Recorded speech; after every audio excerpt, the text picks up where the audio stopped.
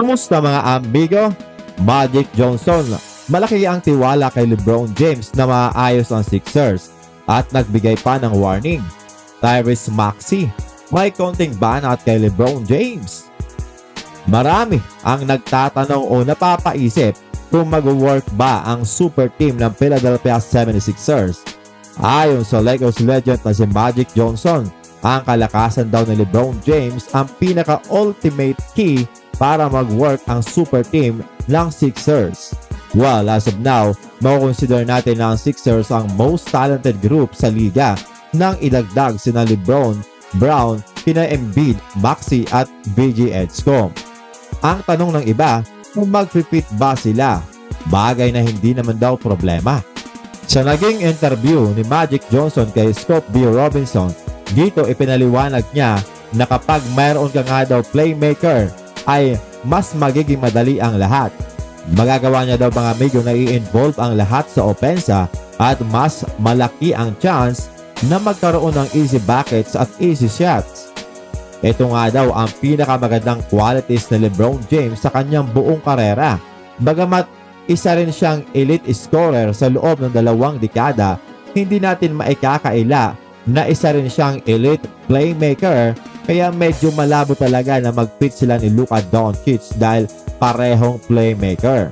Hindi naman daw magkukulang ang Sixers ng mga player na ikakapitalize ang opportunity na ito. Si Maxey nga daw ay isang elite scorer sa backcourt. Si Joel Embiid ay one of the most dominant center in the league kapag healthy. At may elite wing ka pa kay Jaylen Brown at si VG Edscom ay galing pa lang sa promising rookie year. Ang tanong lang daw mga amigo at napaka-interesting topic ay kung paano daw i-distribute ni Coach Nick Nurse ang touches dahil sa alam naman natin na sanay sina Embiid, LeBron, Brown at Maxey na palaging may hawak ng bola. Si LeBron ay playmaker pero hindi naman lahat ay talagang magkakaroon ng touches o usage. Kaya paniguradong may magsasakripisyo sa mga star player na ito. Yan ang dapat natin abangan kung sino ang mababawasan ng touches. Tinukoy din ni Magic Johnson na depensa at chemistry ang pinakamalaking issue at nagbigay pa ng warning na kapag nasolusyonan ito ng Sixers ay humanda na daw ang lahat sa liga mga amigo.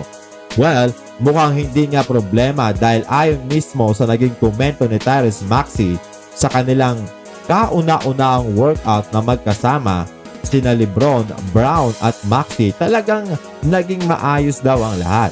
May maayos daw na komunikasyon, magandang vibes, magandang energy at talagang lahat daw sila ay nagtatrabaho ng maayos at sineryoso ang workout. Nang matanong naman siya kung sino daw ang nauna, well, probably si LeBron daw. At dahil medyo matanda na nga daw yung dalawa kaysa sa kanya, ay kinakailangan ng magkaroon ng counting stretching. Hindi daw kagaya niya maglagay lang daw ng foam roll ay good to go na agad. So medyo pabiro ang banat na ito ni Tyrese Maxey.